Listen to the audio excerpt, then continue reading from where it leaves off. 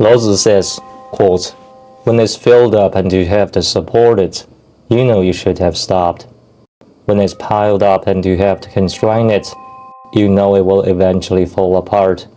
A hall of gold and jade no one will be able to defend. With wealth and status comes pride. Know that you've brought it to yourself when you are blamed. Retreat yourself when you have played your part. That is the way of heaven." End quote. This chapter is all about the wisdom that comes when it is usually too late. The first line of the chapter describes a kind of water container at a time. It will topple when fully filled. The second line describes a cart driven by a horse. If you pile up too many things in the cart, the things inside will fall off, and you will have to tie them up with ropes. Depending on the road condition, it's likely the ropes will break and the whole pile will fall apart.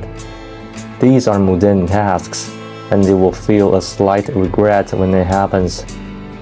For people with wealth and status, the same thing will happen on a larger scale with terrible consequences sometimes. It is not in accordance with the way of heaven. This wisdom is of course not practical advice because you don't usually know where the stopping point is. But it can be a healing experience when you come to the realization that it's actually your fault, or at least partially. It gives you a kind of closure. But again, there's a high chance that you wouldn't follow the way of heaven and didn't stop there. And then came the guilt, the self-doubt, and even depression. The way of heaven is not practical advice to follow.